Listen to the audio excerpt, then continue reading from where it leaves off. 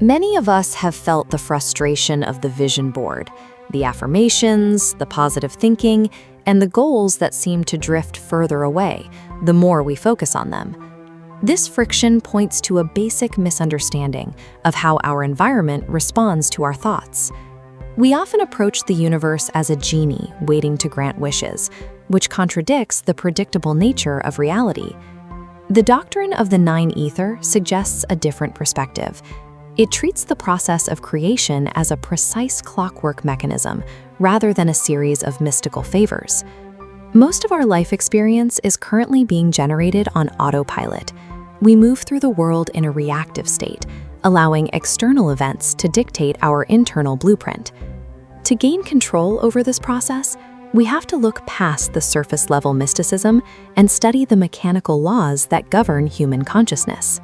There is a curious pattern in human achievement. The more desperately we want something, the more we seem to repel it. This chasing behavior is a signature of the ego. It is a movement fueled by a sense of lack, attempting to force a result that the internal state hasn't actually prepared for. Our internal structure relies on three operators: self, soul, and spirit. In desperation, this trinity divides, pulling in different directions.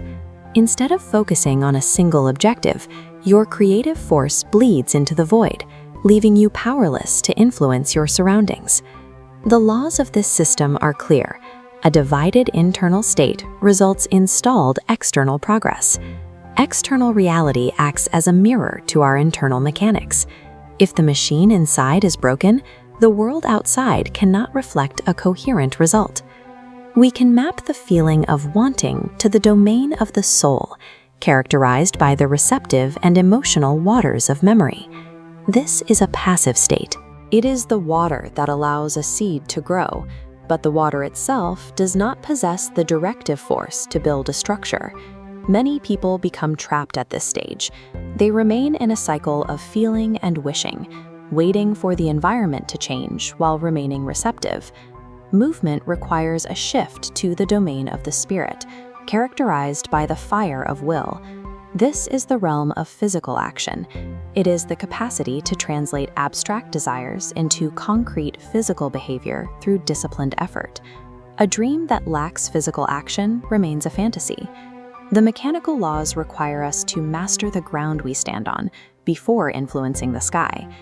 Bridging the gap between feeling and action requires a specific mechanical formula: the three laws of manifestation. Law 1 is attention. It is the specific point where you lock your conscious focus. Law 2 is emotion. Your soul contributes this energy as fuel. Law 3 is conviction. This structural blueprint organizes the mind and body into a unified purpose.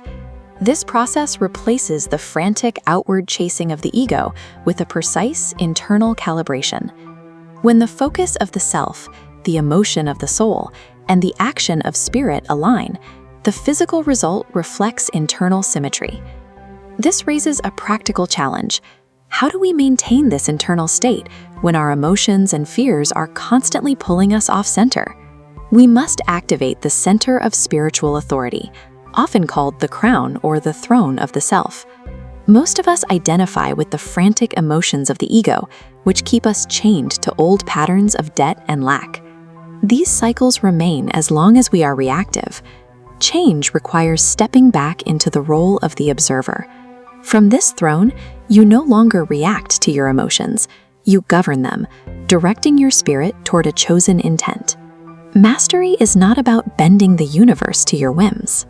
It is about the disciplined governance of your own internal reactions.